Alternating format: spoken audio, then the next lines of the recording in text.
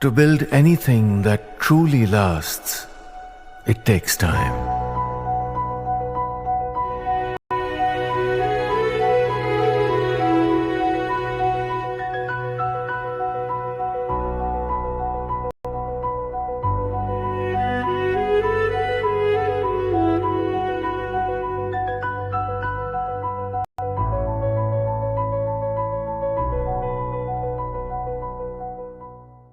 Spotlight on some macros today, and today later around 4 p.m. we're expecting to see the India IIP numbers, that's the industrial production numbers back home.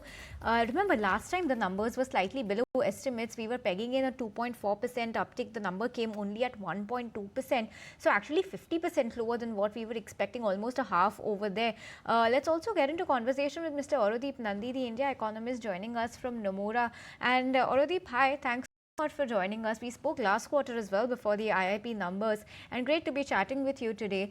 Given the way the numbers were way below estimates last time, are you paring down your estimates for this time around? What's the number we're looking at today? Oh, yeah. I mean, we have a 1.7% for this month. I think consensus is at 2.2%. So essentially, we expect a weak electricity sector, which has been also weak in the previous number. There's monsoons, but there's also broader industrial slowdown that is impacting. Consumer goods, we expect will slow. Capital goods and infrastructure goods should be better because government is spending a lot on infrastructure. But overall, we expect an underwhelming industrial production number today evening. Hi, Aurodeep. Morning. This is Shrishti also joining in. But what's your expectation with respect to the mining, manufacturing segments? How are they expected to perform? I mean,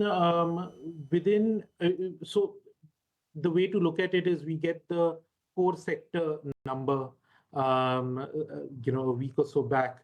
And I think one of the things that comes out in the core sector numbers is that coal, electricity, natural gas, fertilizers have actually underperformed in June. The sectors that are showing an uptick is actually steel and cement.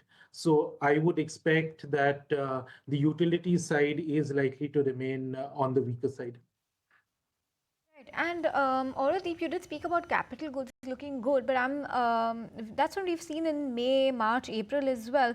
What's your take on primary goods? Because in May we've seen an almost 2% cut on primary goods. Any take on that number?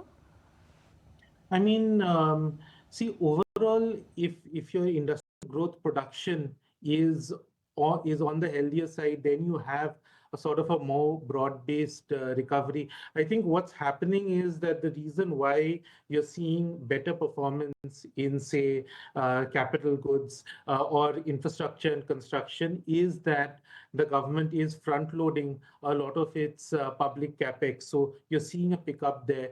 On the consumer goods side, I mean, durables is typically a sign of discretionary consumption, and non-durable goods is typically a sign of rural demand. And in those sectors too, we aren't seeing too much of a strong performance. So I think there is this broad cyclical sort of weakness in the industrial sector that is sort of spilling on to the other segments too.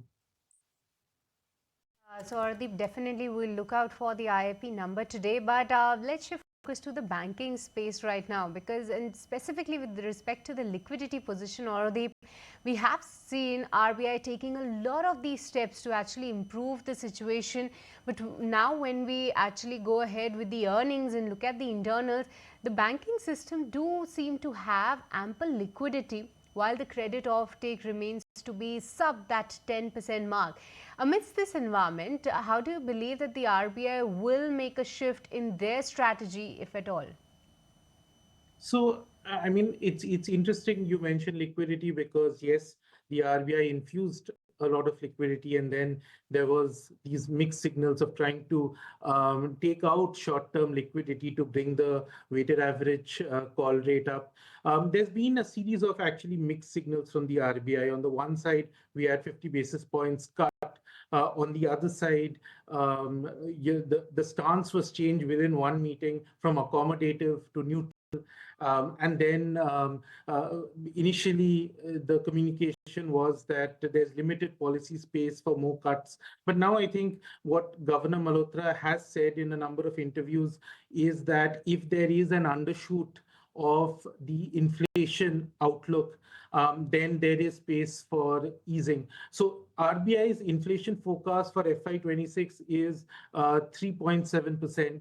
Our number is 2.8%. In fact, inflation has been pretty low, both concurrently and in terms of outlook. So that does open up policy space for the RBI to cut further. Just given the kind of hawkish narrative that they gave in the previous meeting, we are not expecting a cut in the August policy, which comes out in the first week of August.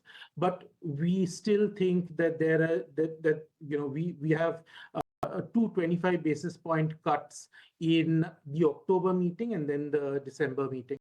So we still think that the rate cut cycle is not over. There are more rate cuts that will come, probably not in August, but later in the year. The take on where we can expect the rate trajectory to head going ahead. Aurodeep, also want to understand your GDP projection as well as your CPI projection, your house call coming in on that, because for GDP, while the RBI is pegging 6.5, your number is 6.2. Okay, but for CPI inflation, where an RBI is saying 3.7%, you are a whole lot lower at 2.8%. That's where your estimate is. Can you help us understand the rationale behind this? Well, on the growth side, there is a lot of inherent weakness. There is weak urban consumption. Rural consumption is picking up, but it also seems a bit on the patchy side. Government RevEx growth has been relatively weak, while CapEx growth has been on the better side. Even external sector, the performance has been sort of lackluster. There is, of course, an issue of household stress. There is weaker income growth, but there's also the issue about an elevated level of global uncertainty. We really don't know what's going to happen on the tariff front. There's also an influx of a lot of cheap Chinese imports, which is also weighing down on private capex. And a variety of these reasons it sort of explains why we have 6.2% versus RBI's projection of 6.5% for this year. In terms of inflation, I think, look, on the food side, we've had good monsoon, so food production has been positive, which is helping keep prices down. On the core inflation side, what we are seeing is a mix of one, weak domestic demand, and two, probably this disinflationary impact that is coming from dumping of Chinese goods in the Indian market, which is also kind of keeping core inflation low, which is why we've been seeing that inflation has actually been undershooting, in fact, market expectations in the past few months, which is one of the reasons why we are expecting a sub 3% inflation in FY26. Aurodeep, thank you so much for taking the time out and speaking with us. Really appreciate that.